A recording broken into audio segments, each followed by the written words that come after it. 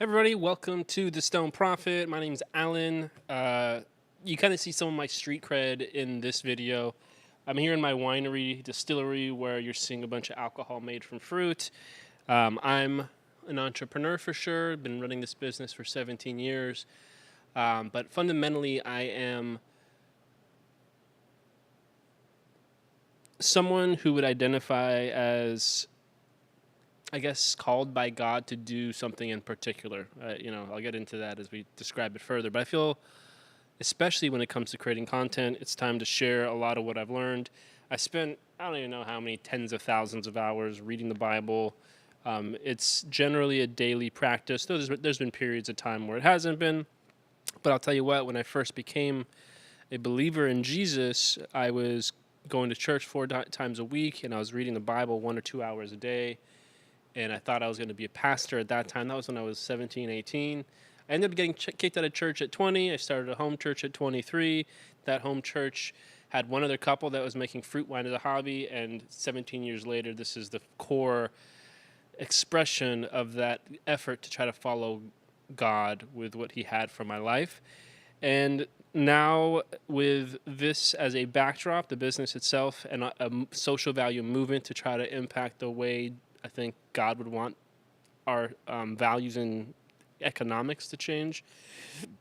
Here I am also ready to produce this content to share what I know about the Bible, to dispel a bunch of myths.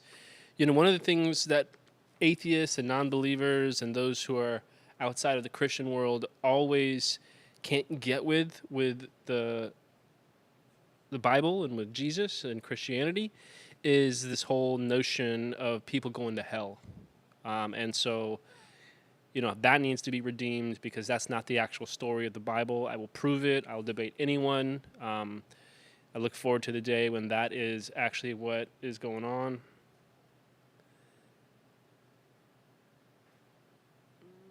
Warning.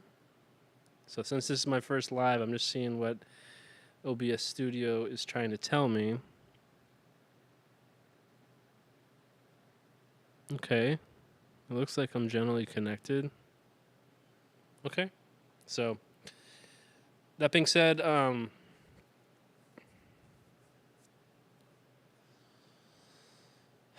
it's one of the other reason why this is called the Stone Prophet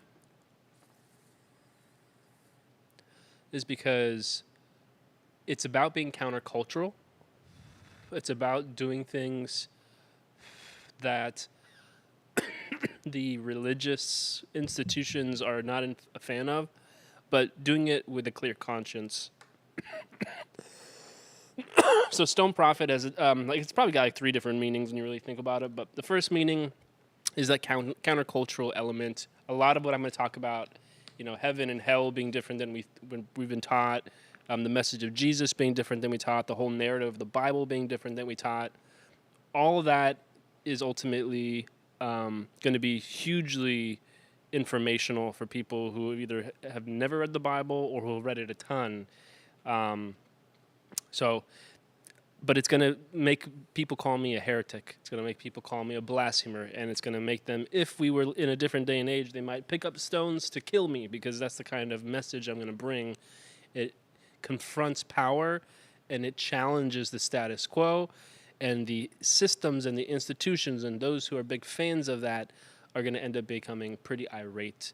That being said, for me, it comes from a place of a desire to better shed some light on the scriptures, and I want to make sure that we're approaching it with the right headspace. So, all right, that's a good test. Let me stop it and see what's been saved on the channel, and I'll do another one later.